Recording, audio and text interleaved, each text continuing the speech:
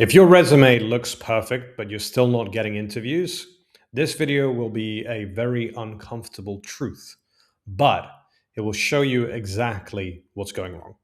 Okay, let's start with market saturation. Too many applicants, too little attention. Now, I'm sure by this stage, you know you're not competing with 10 or 15 people when you apply. You're competing against thousands, if not tens of thousands of applicants. And if you look at this from a company's perspective, they have to select 5 people to interview. So you might be considering, well, I've got a good resume, I've got the right experience, or this is a perfect company and I would be the perfect fit for that company. But if they can't see you because there's too many people, then you have no chance. So your frame of reference right now is apply and get rejected. But what's happening behind the scenes is, oh, we have too many people to choose from. Let's select the top 5 and let's get a software to use that to then select 5 people and then offer one of them a job. You're not playing the application game anymore. You're playing the lottery. The perfect resume problem. When everyone looks qualified, no one stands out. Look, AI has made your resume look polished. It's made it look near perfect. But the problem with that is everybody's resume looks perfect. Now, let's assume that you beat the market saturation issue. Let's assume that you've won the lottery and your resume is being considered. It's being considered from 5 or 10 or 15 other resumes. But the problem is everybody's resume looks perfect. Everybody's used AI. So now the baseline of a good resume has completely changed and shifted. So companies are going to start focusing on things that are not on the resume. Measurable metrics, unique selling points. And if you don't have any of those, you're going to get lost into that very small group of successful applicants that have been shortlisted to a degree before an interview happens. Lack of context. Resumes don't answer the real hiring questions. Look, when companies look through your resume, they want to know why you're going to be the right fit. And there's 2 things to think about in this context. You have logic and you have benefit. Now, logically, everybody looks good. Logically, if you have the experience or you're looking for that specific role and you would be a good fit, you're logically the right choice. But are you logically the right benefit choice? And benefit could mean, are you going to be the right company culture fit? Are you going to be the right work style fit? Is it a remote/hybrid role? Do you have the right soft skills to fit in with the team? Is your personality type the right fit for that type of product or department? Now, if your resume doesn't highlight any of these things, it doesn't provide the real context that companies look for. Familiarity bias. People choose what feels known. Now, if a recruiter knew you existed, or a hiring manager or decision maker knew that you were the right fit before the role goes live, you would have an advantage, right? So why aren't you getting yourself in that advantage?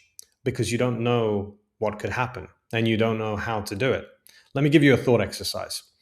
Let's assume in the next 2 weeks, there's going to be a role that's going to be live in your perfect company, the company you want to work for. So let's assume you don't know it exists. I don't know it exists, but let's say that it will. Now, you could reach out to a hiring manager in that company without seeing that role. So literally reaching out to that person and asking them about the familiarity, the company culture fit requirement, the soft skills, the working style, what that company looks for when they hire. Now, let's assume that role goes live. You can then reach out to that same person 2 weeks later and you can say, hey, I've seen a role that's become available. Is there anything you'd recommend that I put into that resume to increase the chances of being shortlisted? Now, if they know you exist and they're connected to you and that role goes live and they give you some advice, do you feel that you would have a higher chance of being shortlisted through that market saturation and maybe shortlisted again to get an interview? Sure. It increases your chances quite dramatically. It doesn't guarantee them, but it increases them dramatically. So that's something you want to start doing. Visibility beats polish. Being seen matters more than looking good. Now, this is a big one. A lot of you watching this video would have spent a lot of time perfecting their resume. And that's great. You should. But you put too much emphasis on it. If you focus on perfecting the resume, but you don't put any focus on becoming visible, then you're losing to someone who has less experience and a less polished version that has focused on being more visible. If you reach out to 10 people in 10 companies and you do that in 1 week and you have a subpar CV resume, you would have a much better chance than someone who's just spent all their time that week perfecting their resume and maybe making 5 applications. you would have an advantage over those people. But the problem is you're watching this video because you're probably not doing that or not knowing that that's something you can do.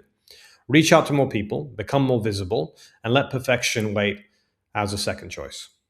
Using the resume the wrong way. Resumes work best as confirmation, not introduction. If you reach out to people, speak to them, and get a meeting with them, and then share your resume, you ensure the fact that they actually see it. But if you're letting yourself be judged by an ATS software that will read a line and decline you, then you're doing this the wrong way. If you get into a reply focus with someone on LinkedIn, you've got a chance to then send your resume as a step two message or even as a reply. Let's assume you connect to someone and you ask a soft skill question. Hey, when it comes to soft skills, what's the most important one? Let's assume they come back to you and they say communication. Then you can reply with, fantastic, I'm so glad you mentioned that. Please look at my resume as communication is the soft skill that's on there that I'm most proud of. Now, does that guarantee you an interview? No. But does that increase the chance of being shortlisted because they actually know you exist and actually can read the resume? Yes. So that's something you want to start focusing on. Shortlisting happens earlier than you think. Most people enter the process too late. Look, decisions are made before a role goes live. When a role goes live, there's usually 3 to 4 to 5 people that have a little meeting and they say, right, we need this type of person for this job title. Who do we know?